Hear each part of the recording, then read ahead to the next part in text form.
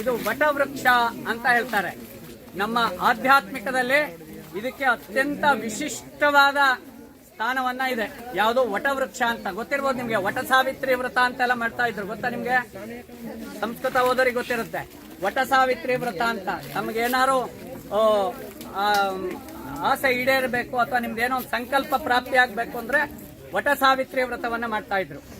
ಅಂದ್ರೆ ವಟ ಸಾವಿತ್ರಿ ವ್ರತ ಅಂದ್ರೆ ವಟವೃಕ್ಷಕ್ಕೆ ಪೂಜೆ ಮಾಡುವಂತದ್ದು. ಇದು ವಟವೃಕ್ಷ ಅಥವಾ ಆಲದ ಮರ ಅಂತ ಹೇಳ್ತಾರೆ ಇದಕ್ಕೆ. ಇದು ನಿಮ್ಗೆ ಗೊತ್ತಿರ್ಬೋದು. ಸಾಲುಮರದ ತಿಮ್ಮಕ್ಕ ಗೊತ್ತಲ್ಲ ನಿಮ್ಗೆ? ಯಾರವರು? ಸಾಲುಮರದ ತಿಮ್ಮಕ್ಕ ಮಾಗಡಿ ತಾಲೂಕಿನಲ್ಲಿ ಸುಮಾರು 300ಕ್ಕೂ ಹೆಚ್ಚು ಮರಗಳನ್ನ ನೆಟ್ಟಿದ್ರು. ಅದು ಯಾವ ಮರ ಅಂತಂದ್ರೆ ಇದೇ ಮರ. ಯಾವುದು? ಆಲದ ಮರ. ಈ ಎರಡನೇ ಸ್ಥಾನದಲ್ಲಿ, ಮೊದಲ ಸ್ಥಾನ 24 ಗಂಟೆ ವಾತಾವರಣಕ್ಕೆ ಆಕ್ಸಿಜನ್ ಕೊಡುವಂತದ್ದು ಅರಳಿ ಮರ. ಸುಮಾರು 20 ಗಂಟೆ ದಿನಕ್ಕೆ 20 ಗಂಟೆ ಆಕ್ಸಿಜನ್ ಅನ್ನ ವಾತಾವರಣಕ್ಕೆ ಬಿಡುಗಡೆಗೊಳಿಸುವಂತಹ ಏಕೈಕ ವೃಕ್ಷ ಅಂತಂದ್ರೆ ಅದು ಆಲದ ಮರ.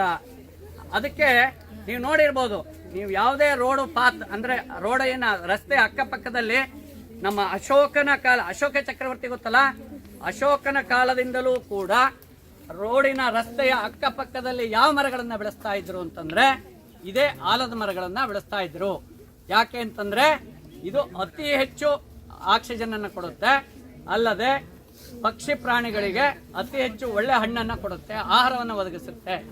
ಹಾಗಾಗಿ ಇದೇ ಫೈಕಸ್ ಜಾತಿಯ ವೃಕ್ಷಗಳನ್ನೇ ಆಯ್ದು ರಸ್ತೆ ಬದಿಯಲ್ಲಿ ಬೆಳೆಸ್ತಾ ಇದ್ರು. ಬನ್ನಿ ಮಕ್ಕಳ, ಇಲ್ಲೇ ನಿನ್ನಲ್ಲ ಅದರಲ್ಲೇ ಇದು ಬಸರಿ ಅಂತ. ಇದು ನೋಡಿ, ಇಷ್ಟೊತ್ತ ತನಕ ನಿಮ್ಗೆಲ್ಲ ಒಳ್ಳೆ ವೃಕ್ಷಗಳ ಬಗ್ಗೆ ಮಾಹಿತಿ ಕೊಟ್ಟೆ.